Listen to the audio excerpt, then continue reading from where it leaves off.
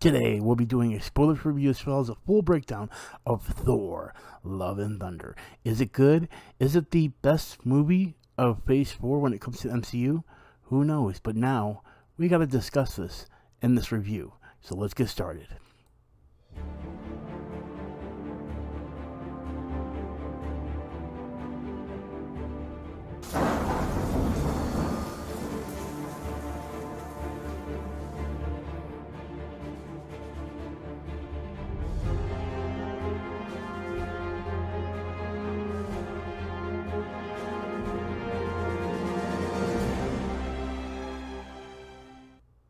How do you do, G-Paw crew? It's your Naughty Buddy Putty here, and today we're going to be discussing Thor, Love and Thunder.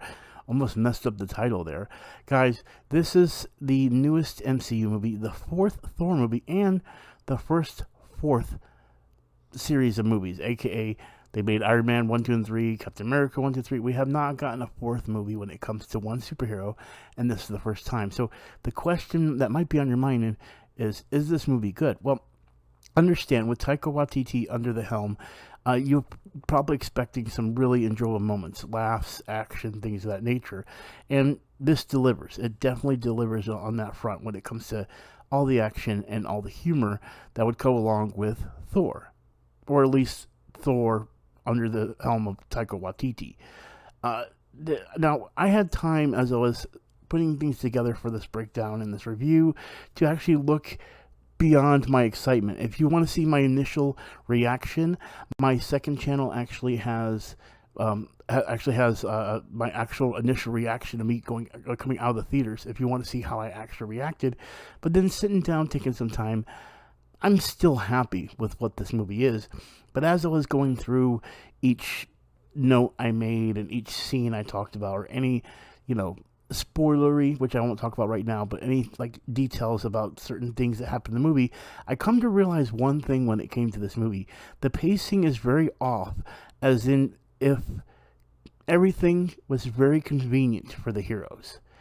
And I'll go into way more detail when we get into the breakdown, but even though this movie was quite enjoyable, a lot of humorous moments, a lot of really sentimental moments, a lot of really fun and action-packed moments, I started to realize as I was breaking it down that there are some flaws seen in this. But then looking back at it, even things like Ragnarok's pacing may have been just coincidental. And I'll use an example. Now, again, this is a spoiler for Ragnarok, but not a spoiler for this movie. But let's use this as an example. For both Thor and Loki to end up on the same planet, but Loki months, earlier and Thor months later. Okay, yeah, it is because of how the Bifrost works, but for them to both land on that same location that Hulk landed as well, there's too many. That's too convenient for the situation that we've kind of become used to ignoring. And I was really good about ignoring that before, but now that I've watched so many Marvel movies, I didn't notice this until now when I'm breaking down certain parts of the movie. There's convenient times for everyone in those situations. Now, again, I'm not going to explain exactly what I mean by the convenience, but I think what happened was I went into this movie overshadowed and excited, and it's still a good movie. It's, in my eyes, the second best Phase 4 movie, being No Way Home, the Spider-Man movie being the number one movie out of all of them.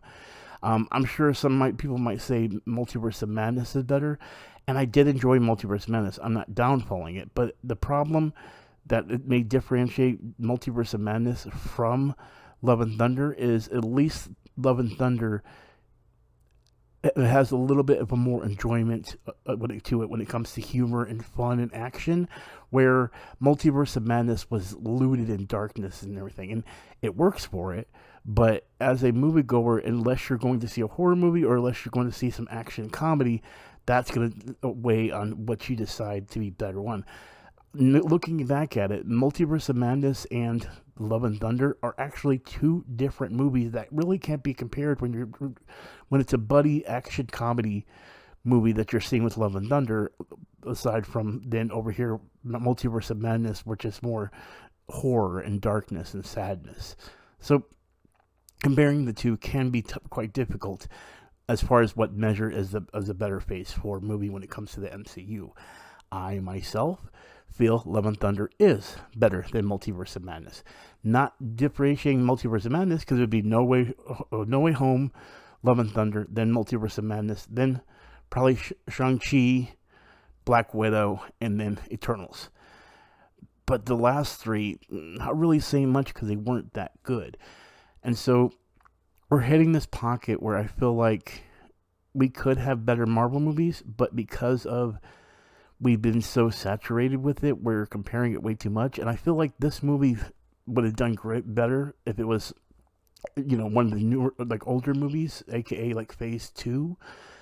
But then the problem is it wouldn't work in the status quo or the situation of where it's at that moment. So I've not really figured out a way to actually set up a rating system when it comes to my reviews, because I'm so conflicted when it comes to how I want to rate stuff, because different movies rate differently. And eventually I will find my own rating system and get into that kind of groove.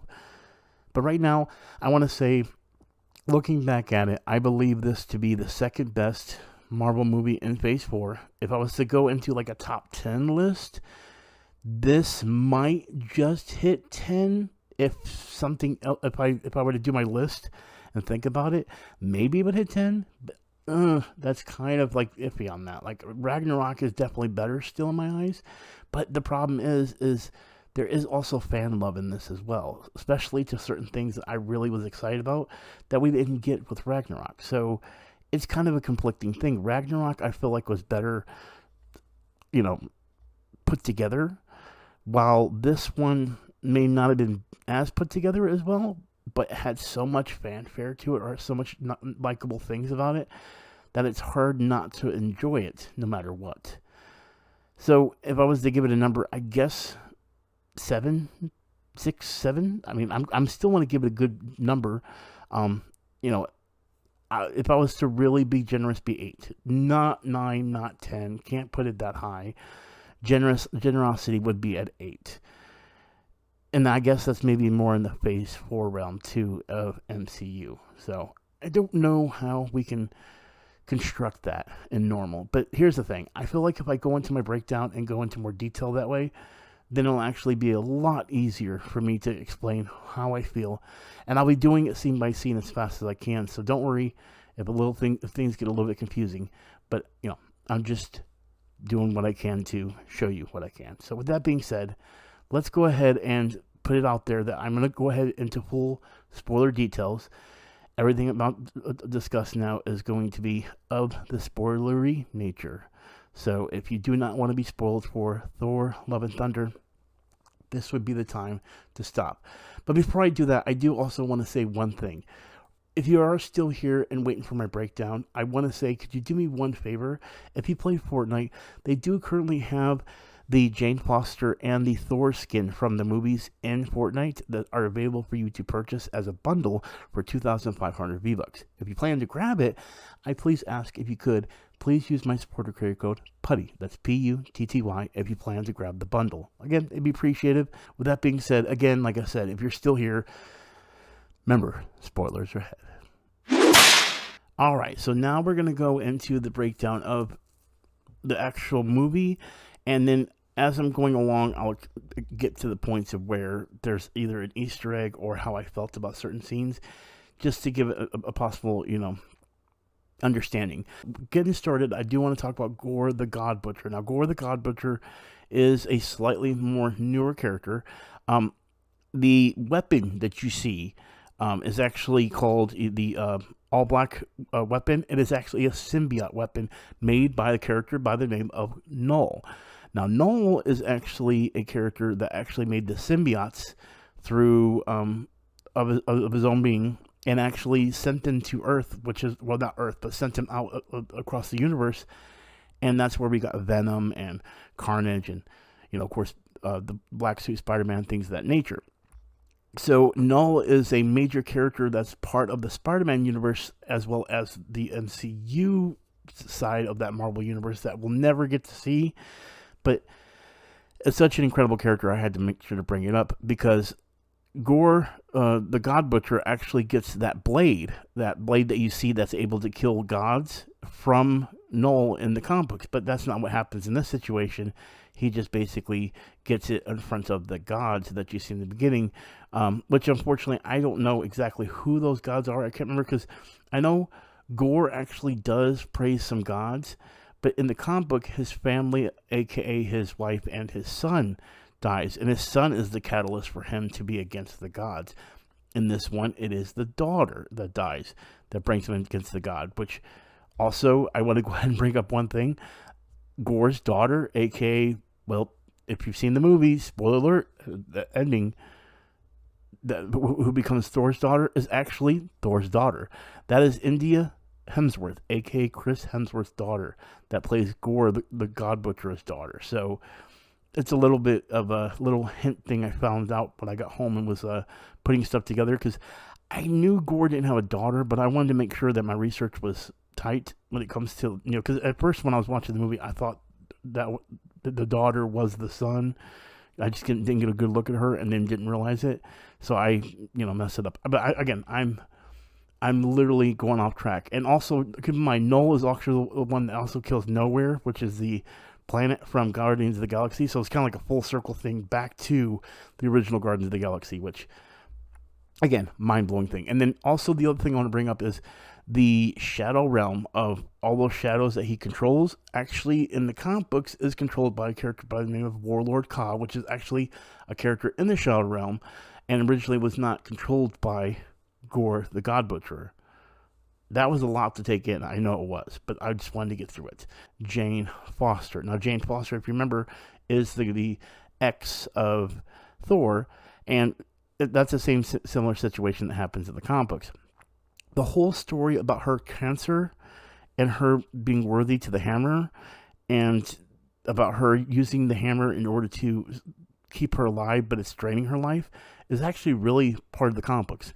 This is something that actually did happen. The only thing is the difference is the hammer in the comic books goes away from the original Thor, Chris Hemsworth's Thor, or the comic book with Thor, because there's Mighty Thor and Thor. So we're gonna make sure we progress that. Jane Foster is Mighty Thor, and then there's Thor, just Thor, and Thor himself became unworthy of Mjolnir, and actually that's how she ended up getting it.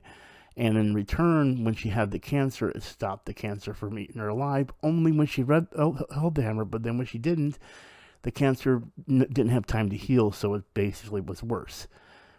So it's a bit, one slight change that really doesn't matter. Like, honestly, does not freaking matter. Like, if it did matter, I would be shocked to think that people would actually think of that as being something that matters. Next, you see the blue people that Thor saves with the Guardians. Now, here's the thing. The creatures they're fighting kind of look familiar, but I didn't know where to recollect. And I looked up things like owls and monkeys and furry birds. Like, I couldn't think of who they were, and it really bothered me. And then the blue people were the same way, but the blue people, I may have summed it down as the Pangorians, but I'm not sure. And the Pangorians were very, they were not much in the story of the comic books, but they do tend to use characters and then throw them out, which was like the shadow characters. And, the whole situation with the Warlord Ka, as far as that being the leader of the shadow characters, they changed that. So that happens a lot, and that's okay. But then after those Pangorians, if they are Pangorians, they give away the best gift. And this is by far the one moment probably everyone laughed every single time that they happened, especially when they hit the planet, especially when they were in the Milano, aka Star-Lord's spaceship. And that is the goats, ladies and gentlemen. Finally, we got Tooth Grinder and Tooth Gnasher. Those are the two giant goats that you hear constantly screaming. They are actually goats that actually lead Thor's chariot in the comic books. And they were a major part for the longest time of Thor. And, I was like, how would they ever bring them in? They could bring them in, but they would be literally just side characters. They would not give them any major part of the movie. Well, by the fourth movie, we finally got them, and oh my God, were they the stars of the show? Every single time they were screaming, the audience was cracking up.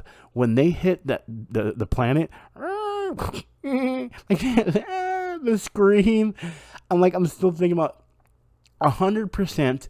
Tooth Gnasher and Tooth Grinder are the biggest standouts of this movie. 100%. I figured Korg would be the humor part of this, which he is funny.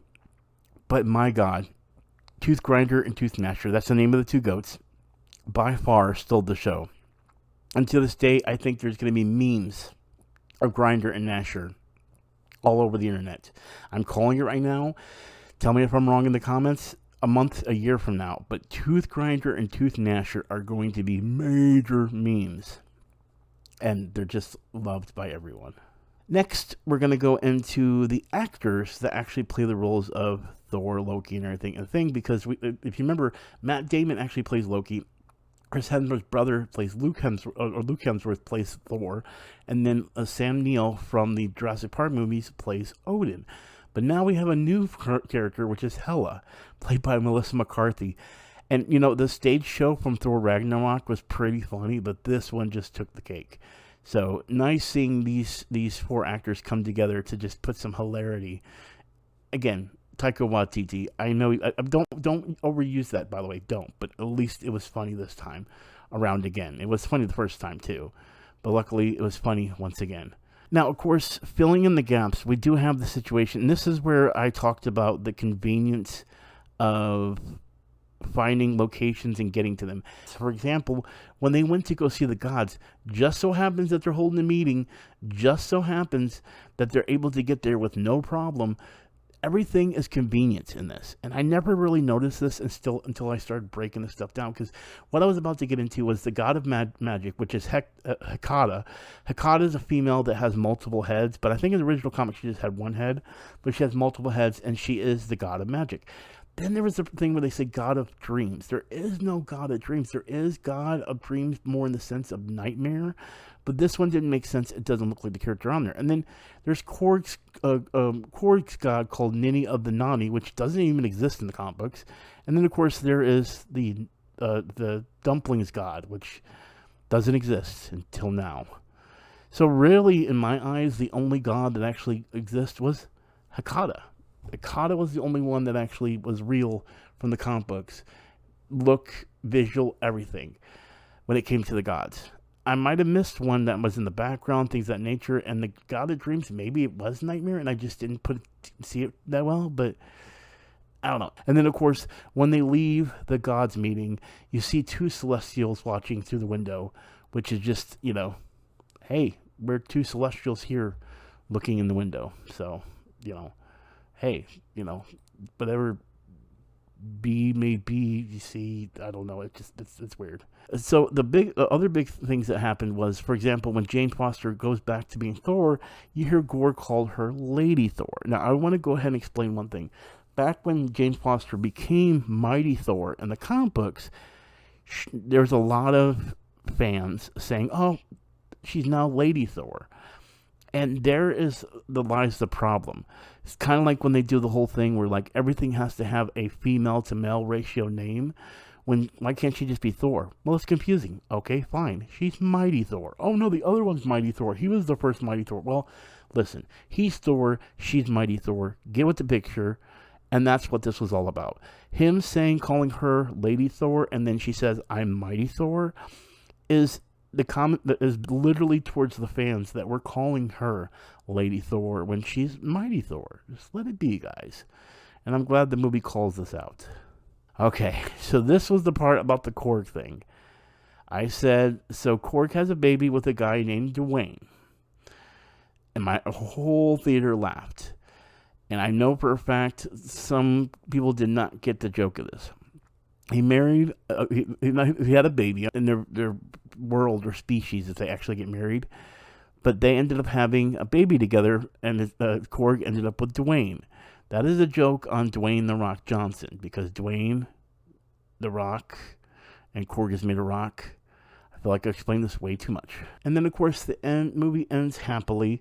For those unaware, again, Thor ends up taking on Gore's daughter as his own, and he is not a character that was in the comic books. There was, I think, Thor in other universes had kids, but this is not the same kid. And actually, Chris Hemsworth is actual father of that girl. Again, I said it earlier. But it ends nicely with the whole idea, she's love, he's thunder. We got love and thunder. But then at the end, mid-credits, we see Zeus is still alive. And I've been waiting for this moment for a long time. Zeus says, I'm calling upon my son. And we got Hercules. No, not the Disney Hercules, the Marvel comic Hercules. Yes, finally we're getting Hercules in the MCU. I don't know how they're going to end up doing this, but I want to go ahead and bring up one thing too as well. I don't know who the actor is. Now, here, let me pull this up and show you. I actually got every single actor or the cast for Thor Love and Thunder here on the screen, and you'll see that everyone pretty much has a name to them or have already been in another movie, or at least one I'm aware of. But you'll see that there are 2 cast members on this list with no role showing from them or any past Marvel movies that I know of. And those 2 are Ben Falcone and Brett Goldstein, which, first off, saying Falcone out loud just makes me laugh. Now, Brett Goldstein really kind of does look like the guy that's in the mid-credits, but again, it could be it could be Ben Falcone that could have just grown a beard out, but I don't know. I'm guessing this Goldstein, Brett Goldstein, is the actor that plays Hercules in the mid-credit scene. I don't know. I'm reaching for things in that situation. But, hey, what are you going to do? I just couldn't figure it out, and I think I figured it out, but you can tell me in the comments below if I'm wrong. And then we finally have the end credit scene. Well, Jane Foster is now a part of the gods. She ended up in Valhalla, and we see her walk up to Heimdall.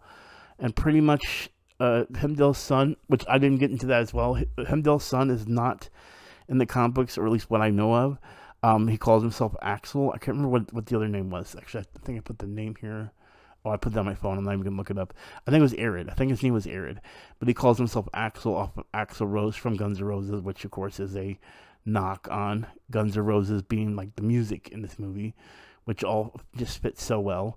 But yeah, that was pretty much the end credit scene, which really doesn't lead to anything. If everyone's like, oh, does that mean that's, Valhalla's, like, we can have more gods there. That's true, but there's nothing that's going to lead into anything. So going through all this, again, I want to state that I feel like a lot does happen. It is an enjoyable movie. I feel like a lot does happen in one condensed thing, and it's very convenient that every location was available for them when they needed it, or objects, or whatever it may be in that situation. But the mid-credit scene, I think, is the best addition, though it doesn't add on to the MCU lore. It only adds to the Thor lore. And literally, the Guardians are off on their own adventure now. We don't even have any connection with that other than they had a few fights together. This, outside of Thor's relationship and having a daughter, does not expand the universe in my eyes that much. It just means it's another Thor movie. By this point in I think phase 1, we didn't get too much of a hint to anything upcoming except for a stone. Yeah, we did get a stone.